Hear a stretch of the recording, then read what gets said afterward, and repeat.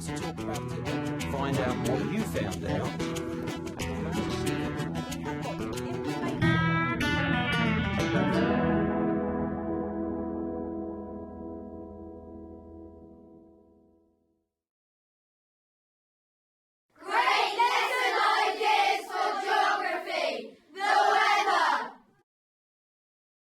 So my really great lesson idea for geography and weather would be to use a really exciting event such as Hurricane Katrina, and I'd like to get the students involved making decisions and responding to real-time events as they unfold.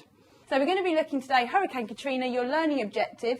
You're going to be able to make some really difficult decisions. So you're going to become very, very important people. You're actually going to become advisors to the President today. The National Weather Centre is very important in feeding you information. They're going to send you reports over at the teleprint, and if you have a look on the table at the back, the reports are coming direct from feed above. If you listen carefully, you will hear the helicopters. Okay, and your team is going to need to collect those reports as those messages and information come in. I'm going to give the students different roles. One of the more challenging roles would be the role of the climatologist, who will be mapping the hazard event as it unfolds. A slightly less challenging role will be an information coordinator, who's responsible for relaying information from the teleprinter, and the crisis manager will be there to make the overall decision with regards to how the team are going to respond to the hazard. It looks set to hit a place called New Orleans, a city, but it's not certain yet, and that's why you're needed. There are certain flood defences that New Orleans already has, and they're called levees, but they're looking quite weak, and there's thousands of lives at risk in New Orleans. There's very poor people as well, some rich, some poor, some tourists. That might influence some of your decisions. I'm going to use PowerPoint a lot throughout the lesson as visuals, and also set up transitions so that the slides will automatically move on to the next event. So get ready, and it's over to you now, guys. What we should do? Well, it's to wait for further information. Because we don't really know that much about it. Should we declare a state of emergency in Florida, or shall we just evacuate all Southern Florida residents? 7th Street and London Avenue Canal levees have breached. They're threatening to flood 80% of the city. What decision are you going to make?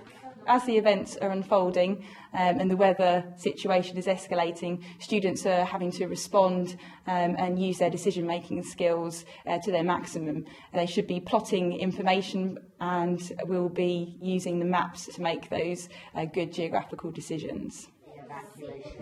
What do you guys think? What are you going to go for? B?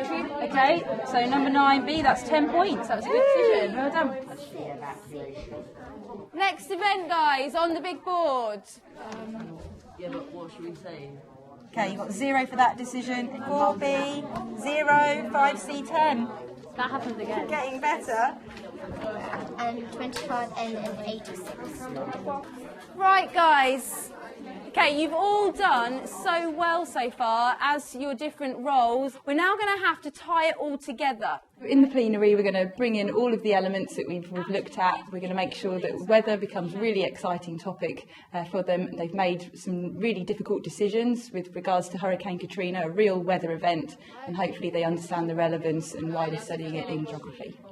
And the curfew, Some of the issues that I really enjoyed thinking about when I was putting this lesson together were the way in which the students will really take ownership of the task. I think we should target the poorer areas for evacuation because they can't get out easily. They're really independent. They're actually excited to be doing the task. It's completely different from being a teacher-led lesson. It's more teacher-facilitator, and giving them the responsibility to make the success themselves. I liked it when we were all giving ideas and help, and we all come to a conclusion, but it all comes from different minds. When you see on the TV that the President has made these decisions about the weather and what decisions to make about his country, you understand now because there's so many different aspects that the weather causes.